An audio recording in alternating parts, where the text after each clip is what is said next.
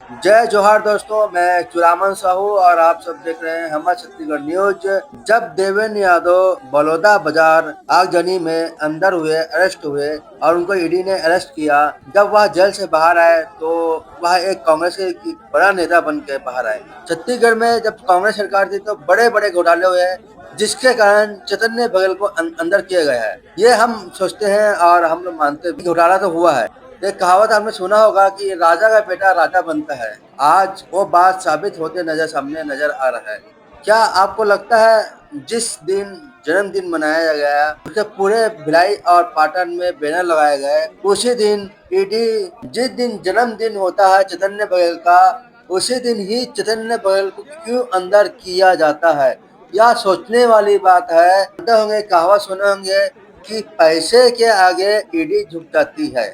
365 दिन में चैतन्य बघेल को अरेस्ट करने में कोई दिन नहीं मिला। चैतन्य बघेल का जन्मदिन होता है और पूरे भिलाई और दुर्ग में और पाटन में उनको बधाई संदेश दिया जाता है।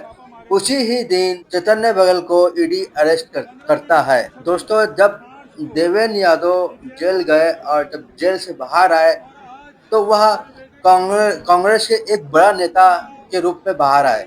अब देवेंद्र के आगे कोई ऐसा यूथ नहीं है जो कि कांग्रेस में एक बड़ा चेहरा हो, जिसके कारण हो सकता है कि चैतन्य बघेल को बड़ा चेहरा बनाने के लिए उनको गिरफ्तार किया गया है। कांग्रेस और भूपेश बघेल जी कहते हैं कि जब मैं अडानी का विरोध कर रहा हूँ, ईडी ने गिरफ्तार किया। आप लोग सोच सकते हैं, छत्तीसगढ़ के रहने वाले हैं तो अब कांग्रेस के पास कोई नाम नहीं है, तो वो लोग अडानी का नाम को फेमस कर रहे हैं, जिससे उनका राजनीतिक स्तर बने रहे और वो अपने अपने पद पर बैठे रहे।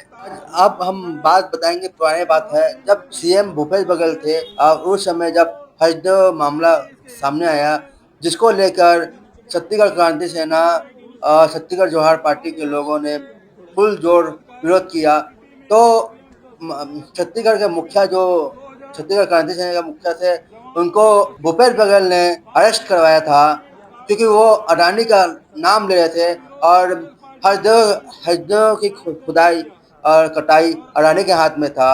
अब जब कांग्रेस की सरकार चेंज होती है और भाजपा सरकार बनता है, तो यही भूपेश बघेल जी कहते हैं कि मैं अडानी का विरोध कर रहा हूँ, इसलिए मेरे बेटे को ईडी ने अरेस्ट किया है। ये सोचने वाली बात है। भूपेश बघेल का दो दो चेहरा सामने नजर आता है। आप समझ सकते हैं कि आप छत्तीसगढ़ के रहने वाले हैं, चाहे आप किसी पार्टी के आप किसी पार्टी के सपोर्टर क्यों ना हो, लेकिन भूपेश बघेल और बीजेपी में कोई फर्क नहीं है। दोनों ने आज छत्तीसगढ़ को बेच के खाया है।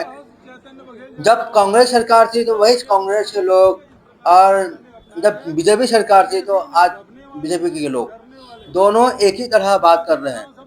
कोई दोनों में कोई बात गलत नहीं है। अब बात जब आती है